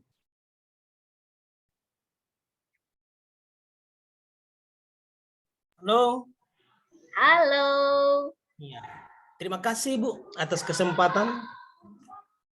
Sebagaimana permintaan tadi bahwa saya akan menyampaikan tujuan pembelajaran sehubungan dengan RPP satu lembar yang saya telah susun di saat ini. Jadi sekolah di mana saya bertugas SDN Impres Bulude, Kecamatan Kebaruan, kelas 6 semester 1. Saya ambil berdasarkan pembelajaran yang baru saja saya lalui, yaitu tema 1 untuk kelas 6 yaitu selamatkan makhluk hidup, subtema 1 tumbuhan sahabatku.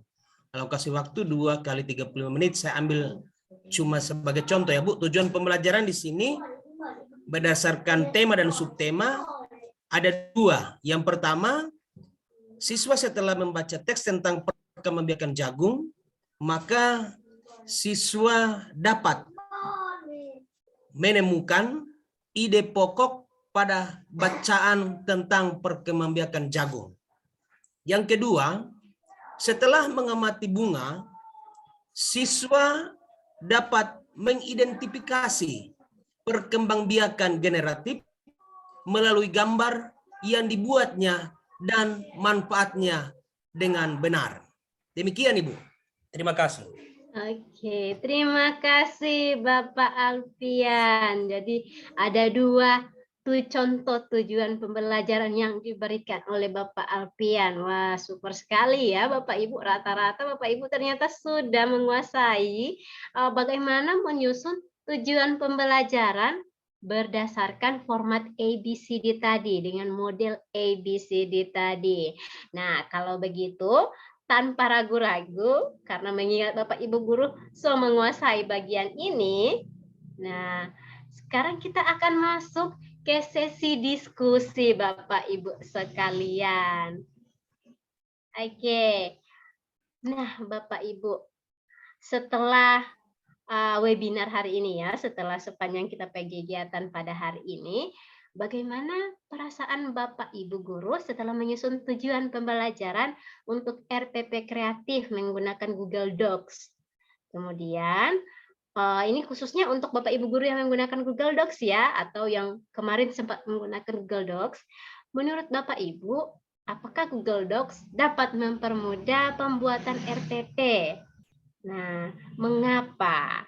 Nah, mungkin ada Bapak Ibu yang ingin bertanya maksud saya ingin berbagi pemikirannya atau perasaannya terkait hari ini.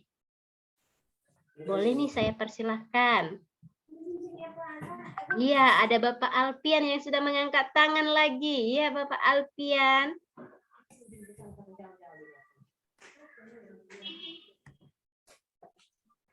Halo, Bapak Alfian.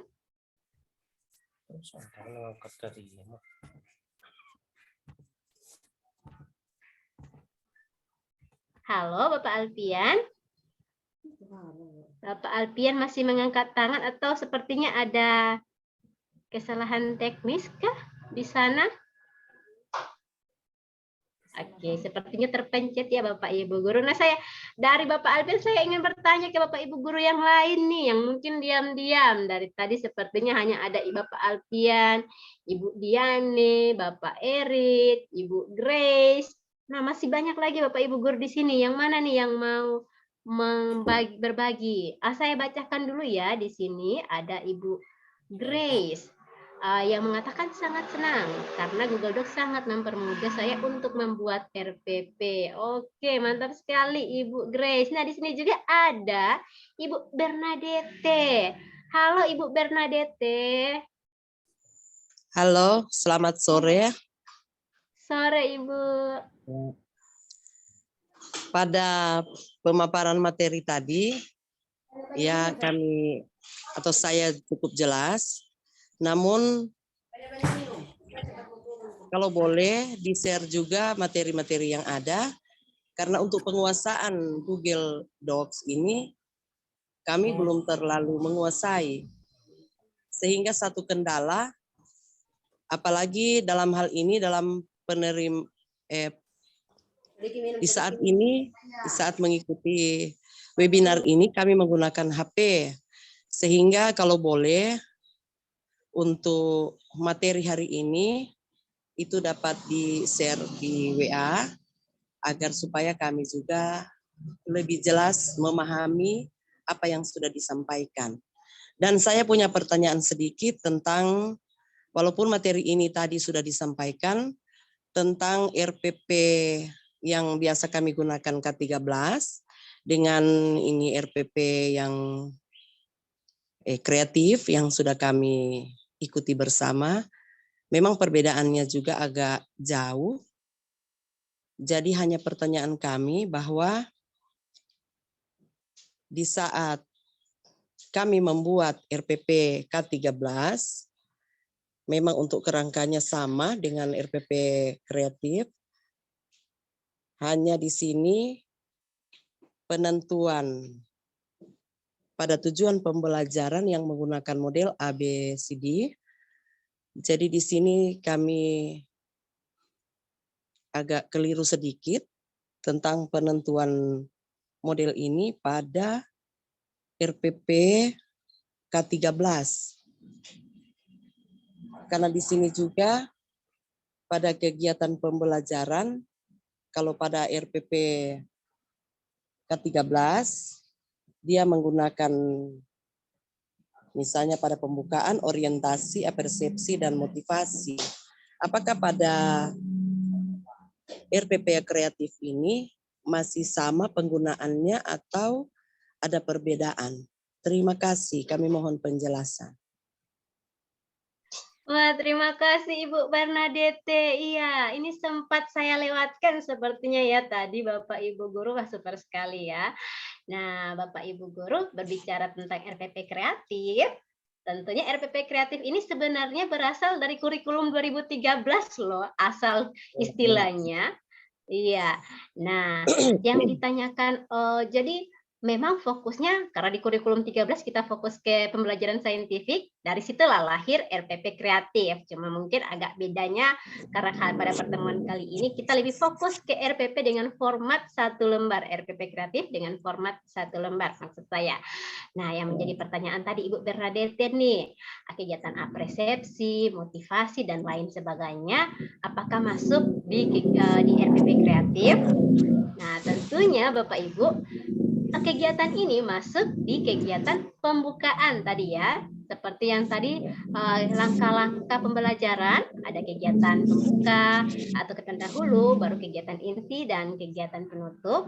Nah, untuk apresepsi dan motivasi dan tentunya banyak hal biasanya yang Bapak Ibu Guru lakukan untuk memulai kegiatan, misalnya berdoa dan lain sebagainya. Kegiatan-kegiatan tersebut masuk di kegiatan pembukaan atau kegiatan pendahulu sebelum kegiatan inti. Jadi tetap masuk, Ibu. Apakah cukup menjawab, Ibu? Apakah terjawab yang Ibu tanyakan? Ya, cukup terjawab. Ya. Terima kasih. Terima kasih sekali, Ibu. Oke. Dan mungkin saya tambahkan ke Bapak Ibu yang lain juga, bukan cuma karena ini bukan cuma untuk Ibu Bernadette, masih mengenai materi dan lain sebagainya, pastinya kami akan selalu membagikan di grup. Bahkan kalau misalnya Bapak Ibu Guru meminta, tolong kirim akang lewat private chat, karena lewat grup itu sotapol, so bingung mau cari yang sebelah mana. Boleh sekali selama Bapak Ibu Guru mau chat Pak Fasilitator. Ada Ibu First untuk SDC, ada saya untuk SDA. Jadi silahkan merasa leluasa untuk meminta kirim materi. Kami akan selalu dengan senang hati melayani. Oke, Bapak Ibu Guru. Nah, selain Ibu Bernadette, mungkin ada Bapak Ibu Guru lain yang mau berbagi perasaannya terkait hari ini. Apakah cukup?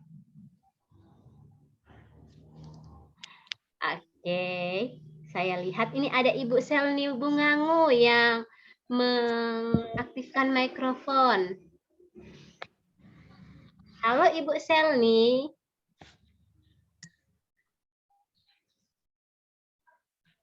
Oke, cukup ya Bapak Ibu. Ya kalau merasa cukup, kita akan lanjut ke bagian berikut Bapak Ibu. Kita tidak terasa ya, sudah tidak terasa kita sampai di akhir kegiatan hari ini. Semua dekat akhir maksud saya. Nah, kali ini kami mengingatkan Bapak Ibu Guru untuk mengisi absensi dan evaluasi di link yang sudah kami sediakan. Bapak Ibu bisa klik di kolom chat, nanti akan kami bagikan untuk link absensi dan evaluasi hari ini, atau jika Bapak Ibu Guru nanti akan dikirimkan di WA, di grup WA juga oleh tim ITF boleh dibuka dari sana. Nah, untuk absensi dan evaluasi nanti kalau ketika Bapak Ibu guru buka, nanti akan tampak seperti ini, seperti yang ada di layar. Nanti Bapak Ibu guru bisa klik, bisa tulis nama lengkap Bapak Ibu guru sekalian tanpa gelar, kemudian mengisi kelompok belajar Bapak Ibu, apakah Bapak Ibu di SDA ataukah di SDC. Jadi sesuaikan dengan kelompok belajar Bapak Ibu guru masing-masing. Nah, untuk sekarang kita masuk pada webinar TPK mengembangkan RPP kreatif 1 lembar dengan Google Docs. Jadi ini ada 1, 2, 3, 4, 5, 6, 7. Jadi webinar kita yang ke-7. Nanti Bapak Ibu guru tolong isi di bagian sini. Nah, selanjutnya boleh Bapak Ibu pilih untuk memberikan umpan balik, kemudian silahkan kirim. Torang akan memberikan waktu kepada Bapak Ibu guru, mungkin tidak lama-lama, cukup beberapa 1 menit kepada Bapak Ibu sekalian. Nah, silahkan Bapak Ibu untuk mengisi.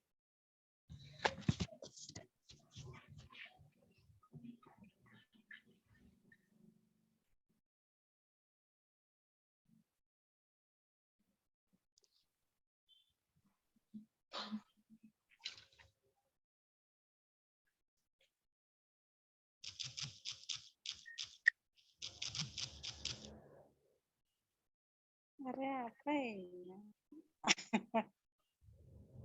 Panas.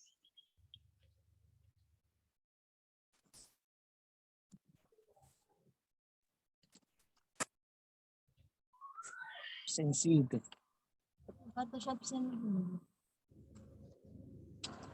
Oke, Bapak Ibu, kalau masih ada yang belum mengisi, boleh melanjutkan nanti setelah terampai webinar, tidak apa-apa. Nanti juga di WA, nanti ada tim ITF Talaut yang saya bagikan untuk Bapak Ibu sekalian. Jadi jangan takut-takut kalau ketinggalan isi absensi. Nah, sekarang Bapak Ibu, saya ingin mengingatkan kepada Bapak Ibu sekalian yang ada di SDA ataupun SDC, ini ada sedikit pengingat torang aktivitas untuk Bapak Ibu. Semoga tidak lupa ya. Kalau yang mana Bapak Ibu boleh mau uni ini video pembelajaran topik 4 di aplikasi Ruang Kerja. Nah, kalau Bapak Ibu misalnya ada kendala, Ibu salah paspor, Ibu apa begini. Nah, silahkan hubungi fasilitator masing-masing. Nanti akan kami bantu.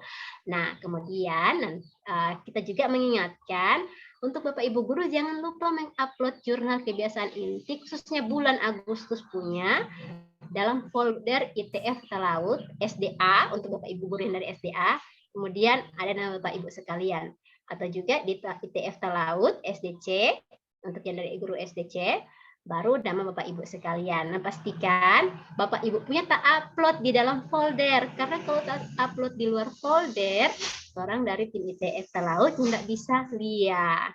Nah, kemudian yang ketiga, ini juga mengingatkan kembali untuk Bapak Ibu guru yang tidak hadir di pendampingan berstruktur 2. Jadi ada aktivitas pengganti yang perlu Bapak Ibu guru ikuti. Dan juga terang ada nih aktivitas susulan for Bapak Ibu guru yang mungkin minggu lalu tidak dapat ikut karena jaringan atau mati lampu atau ada kendala lain. Bapak Ibu boleh mau mengikuti aktivitas susulan untuk BIMTEK topik keempat ini. Jangan lupa kalau misalnya Bapak Ibu guru kira-kira minta membaking bagaimana atau minta memulai dari mana, silahkan hubungi fasilitator masing-masing. Nah, ini dia aktivitas-aktivitas yang perlu Bapak Ibu ingat kembali. Kira-kira sesudah atau belum? Nah, Bapak Ibu, oleh karena itu, karena terasa di ujung kegiatan, orang mau ambil dokumentasi seperti biasa, mau foto bersama di Bapak Ibu. Karena itu kita mau izin stop share untuk Bapak Ibu yang masih menonaktifkan kamera, boleh mau kasih aktif kamera rabu-rabu. Dan sesi foto ini akan dibantu oleh Mbak Arfi. Kebetulan Mbak Arfi ini mungkin Bapak Ibu guru lihat ada wajah baru. Mbak Arfi ini baru bergabung dengan Torang, makanya Bapak Ibu guru Perlihatkan wajah-wajah Bapak Ibu guru supaya Mbak Arfi boleh lihat Bapak Ibu guru dari Talaut itu yang mana saja. Oke, silahkan Mbak Arfi, diarahkan posenya juga Mbak Arfi. Oke, makasih Kak Desti. Untuk Bapak Ibu guru sekalian, boleh semuanya mungkin dihidupkan kameranya. Untuk kakak-kakak fasilitator juga silakan menghidupkan kamera. Yang pertama ya. 1, 2, 3. Oke, selanjutnya sekali lagi. Bentar. Penerang dunia. Ya, terlalu apa? 1, 2, 3. Oke. Terima kasih Bapak Ibu guru sekalian. Terima kasih Kak Desti. Oke, terima kasih Kak Arfi, Mbak Arfi, dan terima kasih juga Bapak Ibu yang menyalakan kamera. Jadi ada Bapak Ibu guru punya wajah-wajah di Patorang. Nah, Bapak Ibu, sekarang akhirnya torang sampai di akhir sampai kegiatan yang tidak dapat rasa. Nah, Bapak Ibu, karena torang semua mulai dengan doa, mari torang sampai kegiatan hari ini dengan doa juga. Bersyukur ke Tuhan karena torang kegiatan boleh terlaksana dengan baik, meskipun jaringan bermasalah, meskipun mati lampu, meskipun hujan badai di tempat Bapak Ibu, meskipun terlalu panas. Semoga semua dalam kondisi yang sehat setelah kegiatan ini dan seterusnya. Mari torang berdoa sesuai dengan torang keyakinan masing-masing. Bagaimana Mas yang lebih tahu kan masih bagus. Oke. Mari torang mau berdoa sesuai dengan torang keyakinan masing-masing. Berdoa dipersilahkan.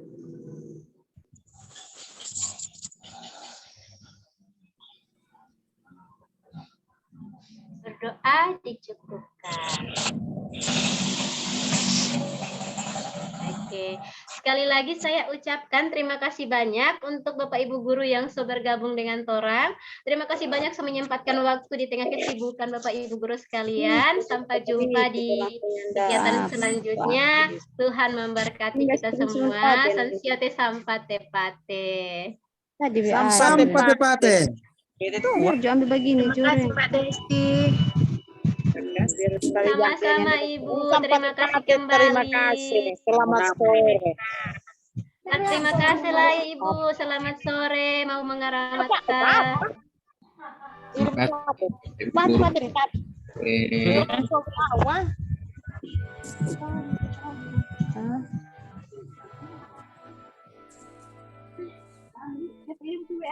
Bapak Ibu yang ingin meninggalkan room, boleh sekali untuk meninggalkan room. Mungkin masih ada aktivitas lain.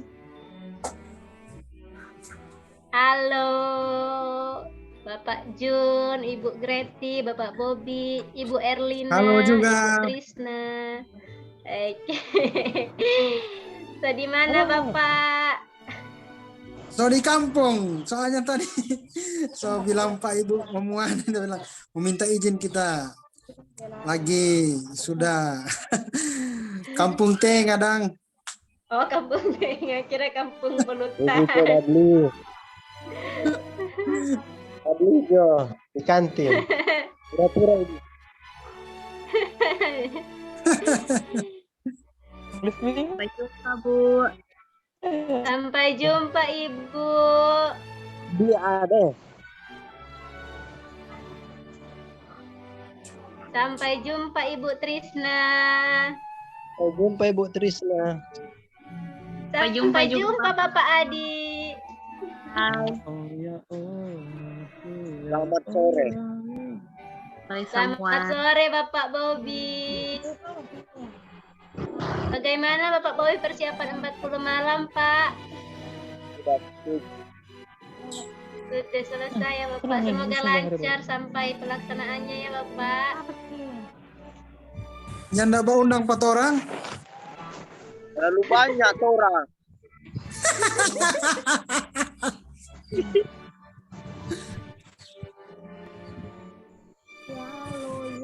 Terima kasih Ibu Yohana. Terima kasih Ibu Greti. Terima kasih Ibu Jacqueline. Sampai jumpa. See you later.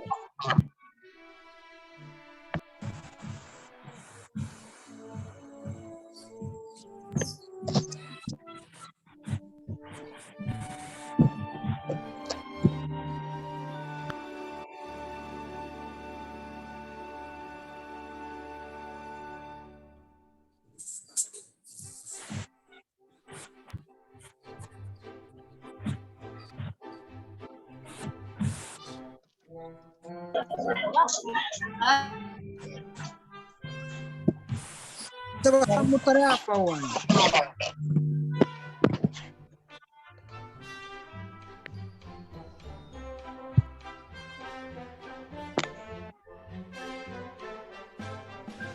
Nah, Bapak Ibu, saya izin untuk men-stop sharing ya Bapak Ibu, dan juga menutup Zoom kita. Sekali lagi sampai jumpa. Selamat sore, Tuhan memberkati.